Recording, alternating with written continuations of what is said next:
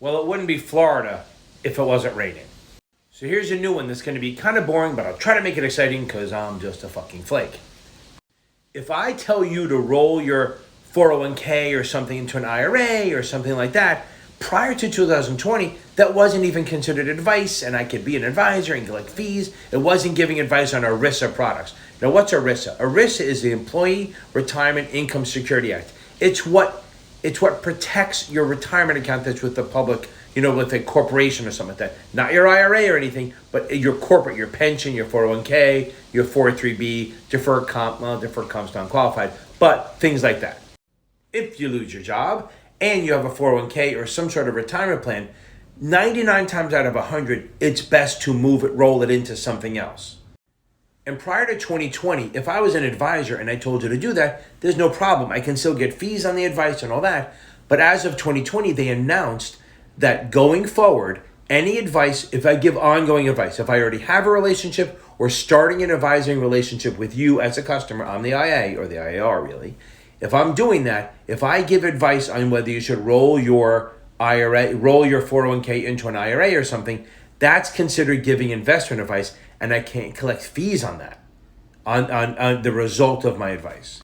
Which then makes it very hard for advisors to go, well, why would I give you advice if I can't do that and I can't get paid? Fuck you, I'm not doing anything for you. So they created it called an exemption to prohibited transactions.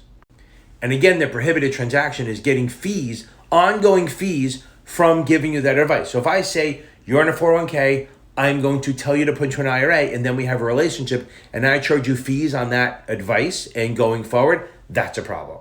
So when people don't get paid, they don't like giving advice. So then they started this prohibited transaction exemption. So as an IAR, if you follow these rules that I'm not going to list them all, but the main ones, if you follow the rules, then you can still give the advice on rolling it over and still get paid. By the way, just like that, the rain fucking stopped. It's Florida. Like, think of some of them, the smart ones. You have to make sure that it's suitable and it's right for the person, that it's good advice. You have to make reasonable care to do due diligence to make sure it's right.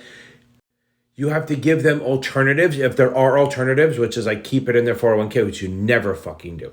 If you leave your firm, you take it out of your 401k at that firm and you put it somewhere. I'm telling you right now. A big one is a written acknowledgement that you as the IAR are a fiduciary, which means you're held to a higher standard. And if you give bad advice, you're legally liable. So bottom line, telling someone to do a rollover as part of your relationship is considered investment advice, and you have to follow certain rules to not get in trouble or to be able to collect fees. If you want more information, check me out on YouTube, Capital Advantage Tutoring, live Q&A every Tuesday and Thursday night, 8:30 p.m. See ya.